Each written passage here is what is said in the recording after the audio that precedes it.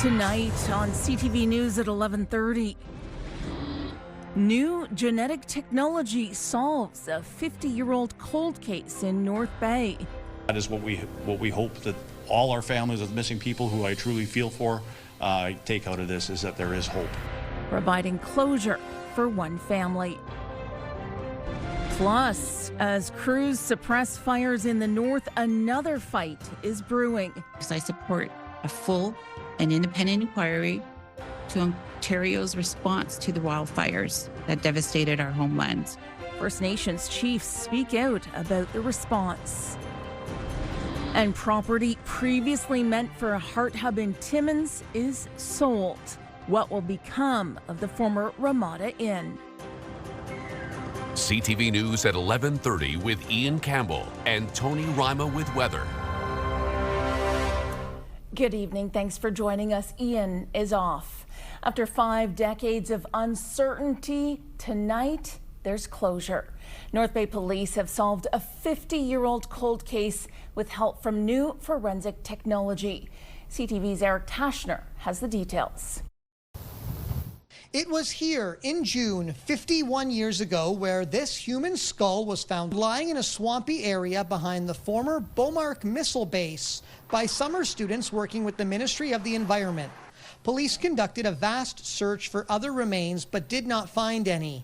The case stumped officers for years. Without additional investigative leads or forensic technology available that we have today, investigators were unable to determine the individual's identity, and the investigation became inactive. It was believed the individual had been deceased for approximately 1 to 2 years prior to the discovery. The anthropologist's report estimated he was between the ages of 24 and 75 at the time of his death. 3 years ago, the investigation was revisited following advancements in forensic science, including investigative genetic genealogy, a tool that combines DNA analysis and genealogy research to help identify unknown individuals. It gave officers the opportunity to re-examine the DNA, and police were able to identify his surviving relatives. Forensic genealogists then use those connections to build family trees and develop new leads that may help identify a person. Through this, police identified the remains belonged to Claude Hamilton Brownscombe,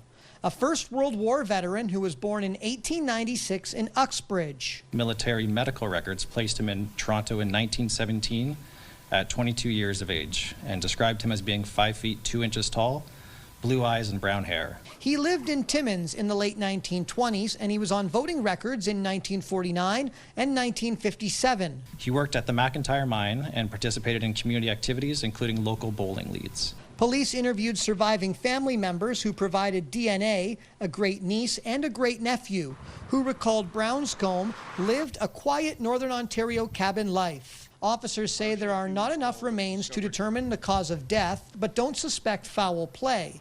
They are considering this case closed. There is always hope, and that is what we hope that all our families of missing people, who I truly feel for, take out of this, is that there is hope. Eric Tashner, CTV News, North Bay. Several victim support organizations across Canada received funding from the Department of Justice today. As CTV's Madison Marier reports, Sudbury's Angels of Hope Against Human Trafficking was one of them. Today is recognized as World Day Against Trafficking of Persons. The significance about today is to honor the courage and resilience of survivors of human trafficking, and to acknowledge that this is happening in our own backyards. Despite what people may think that it's happening in big cities and foreign countries, this is an issue, and Sudbury is considered a hub for human trafficking. The Department of Justice is providing $3.35 million in federal funding to 9 organizations across the country that support victims and survivors of human trafficking. The Minister of Women and Gender Equality, Richie Valdez, says in part, "We are strengthening Canada's response by enhancing supports for victims and survivors. and advancing community-driven prevention efforts. Together, we are building a future where everyone can live safely. We are so incredibly grateful that the Government of Canada recognizes that the work we do as an organization and have faith in us to provide us with this funding to continue to do what we do, and that's support survivors and victims of human trafficking. Angels of Hope Against Human Trafficking will be receiving $85,000 over the course of 3 years to expand their virtual support services to include survivors outside of Greater Sudbury. Community members could, share our awareness posts, donate to organizations that help survivors and victims of human trafficking, educate themselves on the signs of human trafficking, because that could actually save someone's life that may be being trafficked.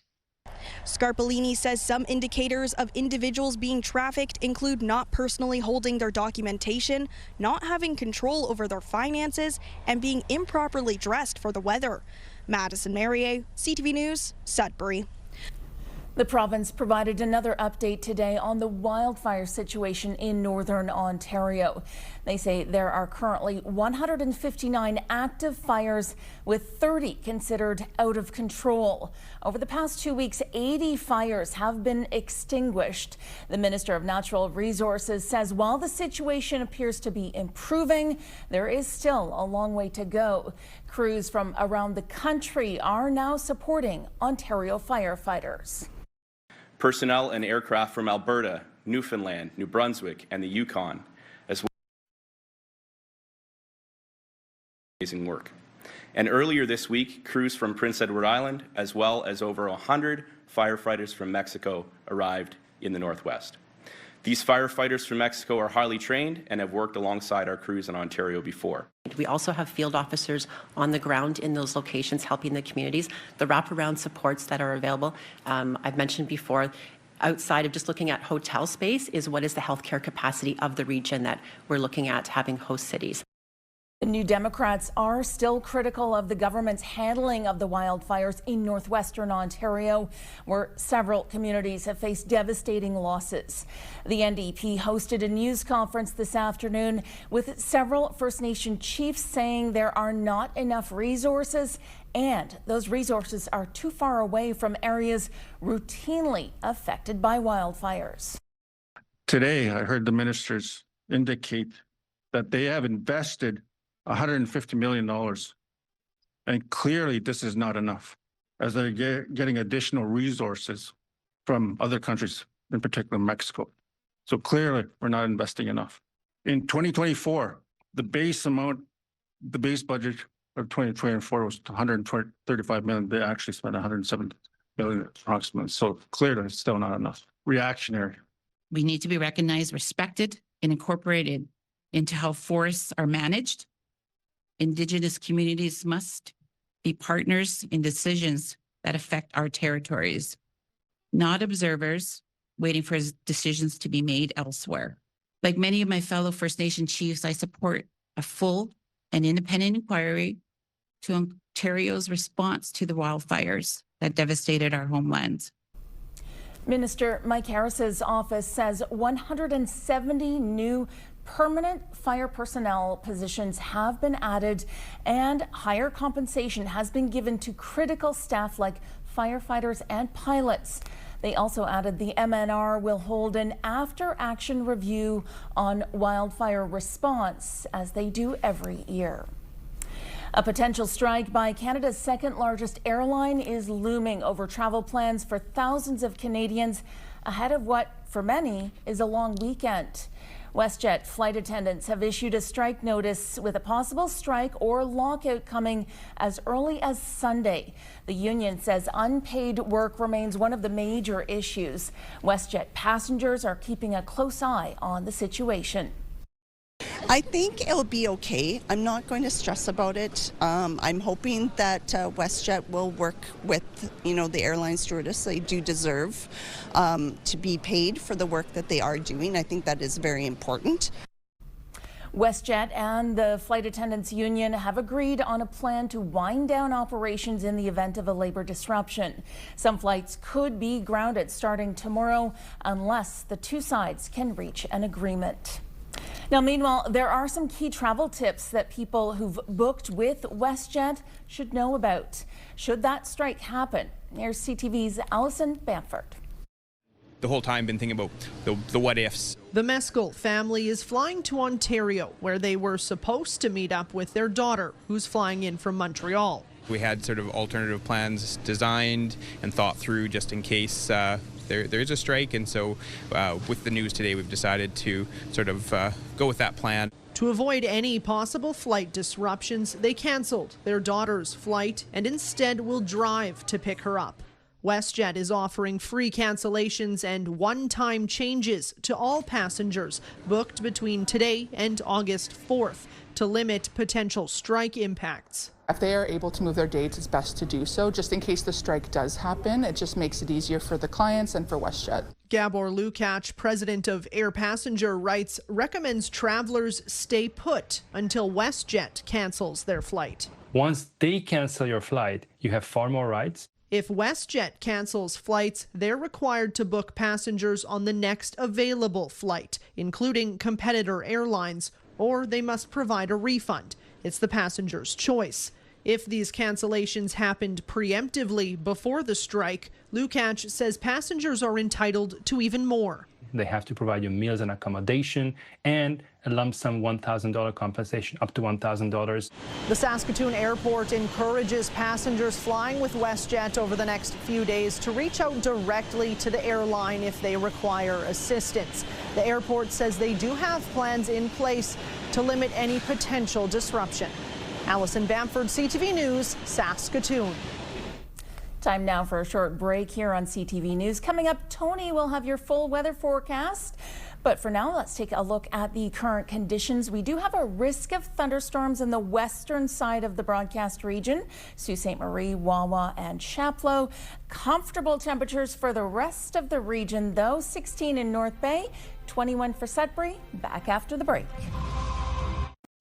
Good evening, everyone. Now your main weather on a forecast radar. Skies are relatively clear this evening, but things are going to cloud over in a hurry. We're going to see rain and a risk of thunderstorm in through Sudbury along with Gore Bay, Sault Ste. Marie. It's going to be a stormy kind of Friday into Saturday. Take a look Saturday morning in through Sudbury along with North Bay. Intense rain, risk of thunderstorms. Could be, strong winds, possible hail.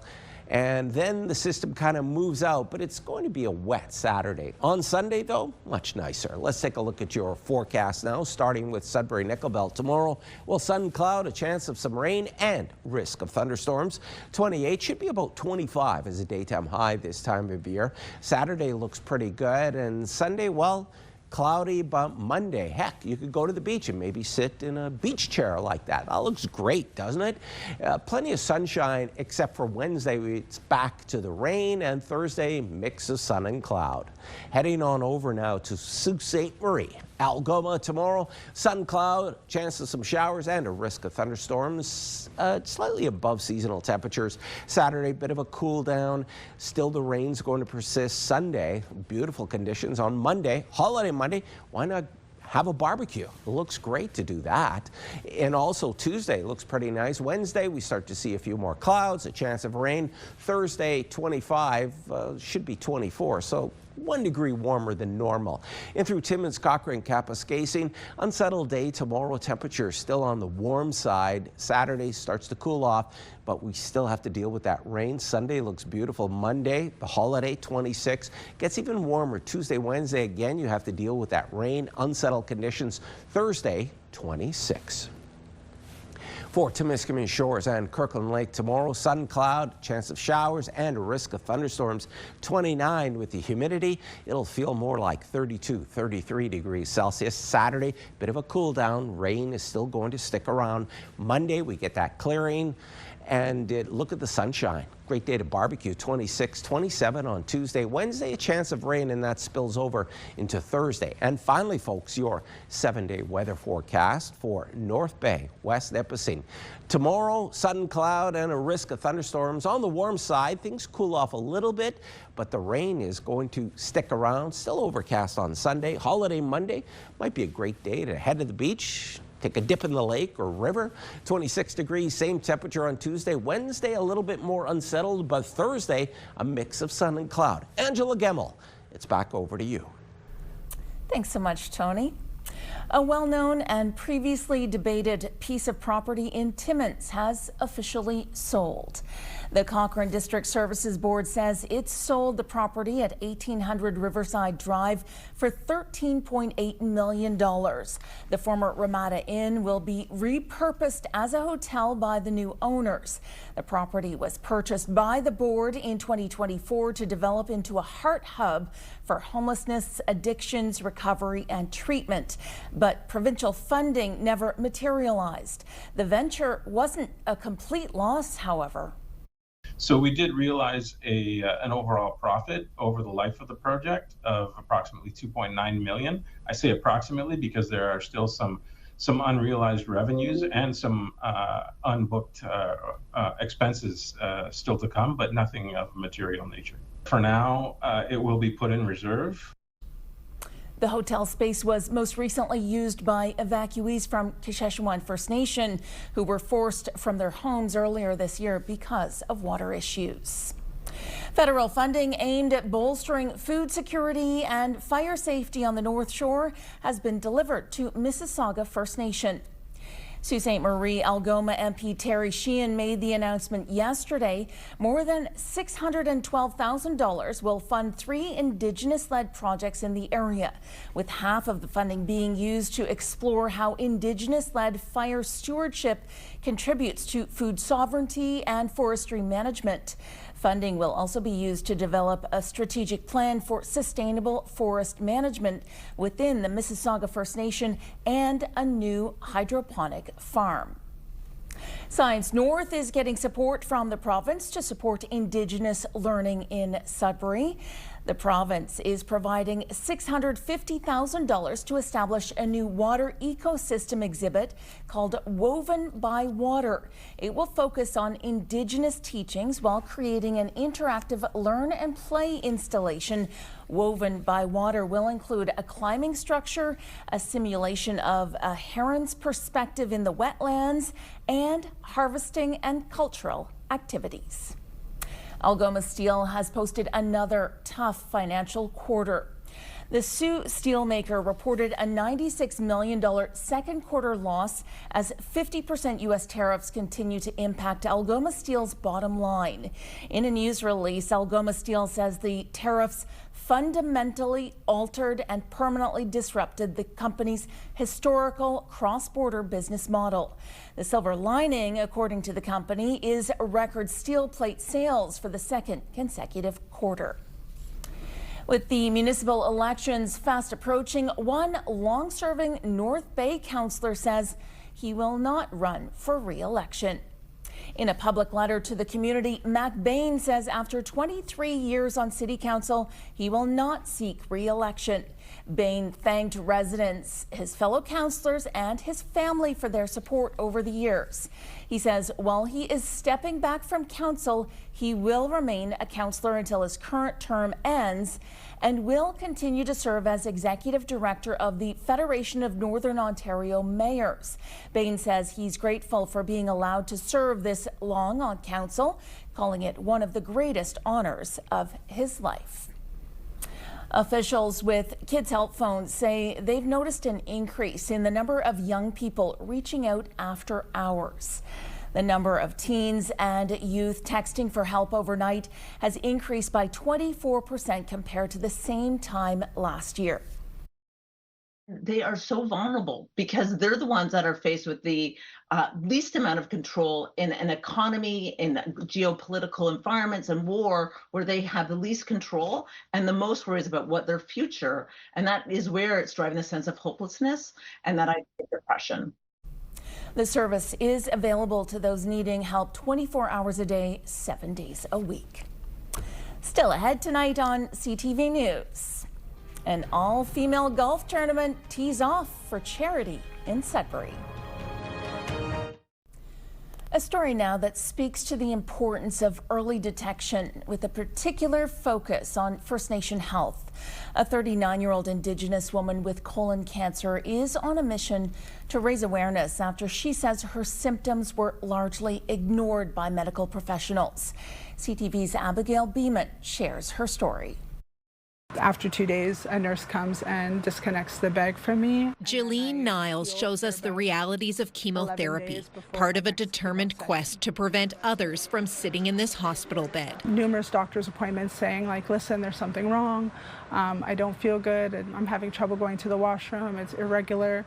The blood in my stool is concerning, and they just kept sweeping it under the rug as, oh, it's hemorrhoids. Niles suffered debilitating pain for 3.5 years, begging to be heard, she says, before a doctor finally ordered further tests. Then they found my cancer, but they found it at stage 3. Incensed it wasn't caught sooner, despite detailing symptoms and telling doctors her grandmother died of colon cancer. As an Indigenous woman, she says she was caught up in stigma. They were very happy to say, okay, you're in pain, let me give you this medication. But at the same time, I was saying, no, I don't want the pain pills. I want answers. Both incidence rates and mortality from colorectal cancer has increased in our Indigenous Inuit Métis populations, which is kind of alarming. Radiation oncologist Mark Godet says that's true across all age cohorts. In general, colon cancer rates are on the rise for Canadians younger than 50. Niles wants screening ages lowered further. She is just 39. And of all of the parts of her life she's grieving, she can't work or volunteer.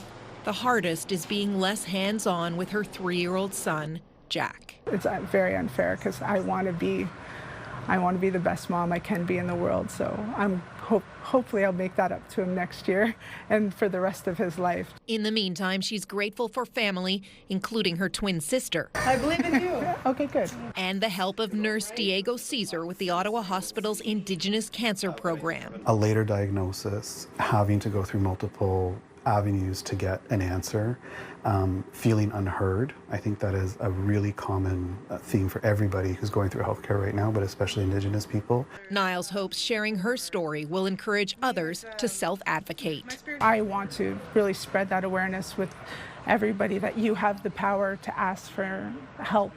Abigail Beeman, CTV News, Ottawa. It's a full circle moment for 9 rescued young bears now on the road home north of Timmins. A member of the National Wildlife Centre is driving second-year bears known as yearlings back to the Kapuskasing, Hearst and Cochrane area. The group of orphaned cubs were rescued by the Ministry of Natural Resources and were cared for by the team at Bear With Us Centre for Rehabilitation in Sprucedale, north of Huntsville. The animals will be released in the wild in the same area where they were captured.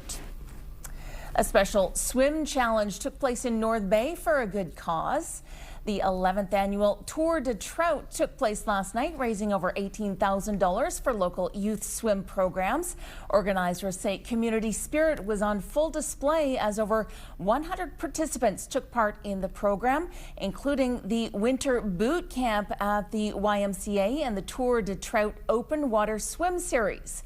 Money raised will help ensure local youth have access to life-saving swim lessons and opportunities to build their confidence in the water. Think Pink and the Health Sciences North Foundation partnered up again for the largest all-women golf tournament north of Toronto. CTV's Madison Merrier tells us more. Around 150 women showed up in pink to take a swing at cancer. In style. There we go. This is our 14th annual year, and we feel that we certainly need to make awareness of what's going on in Sudbury, particularly with the cancer survivors. And we have an incredible foundation right here in Sudbury where all the money stays locally. Think Pink has been going on for many, many years and just recently has supported HSN Foundation for Cancer Care, which is incredible. They have raised over $30,000 in support of cancer care over the years. Parent says the donations raised through the Think Pink golf tournament will help HSN fund vital cancer equipment. And many of the women we spoke with say that's what keeps them coming back year after year. It's also a wonderful event to celebrate women coming together and show that we can do powerful things just by supporting each other, supporting the cancer community, survivors, friends, family. Cancers touch each and every one of us in our personal or in our professional lives. I think Pink is a very special event for me and my family. My mom's had breast cancer. She's fought it. She's doing good. So yeah, cancer's, we got this. We're the Pink Warriors and we're gonna fight this. We're the Pink Warriors. We're gonna fight this. These ladies aren't just putting around. The tournament today was sold out, which is par for the course. Last year, the event raised $18,000, and today, the ladies on the links are hoping to drive that total higher. Madison Merrier, CTV News, Sudbury. That takes us to the end of our newscast this Thursday night. For the latest news anytime, head to our website, ctvnewsnorthernontario.ca. You can also download our CTV News app. Thanks for watching. Good night.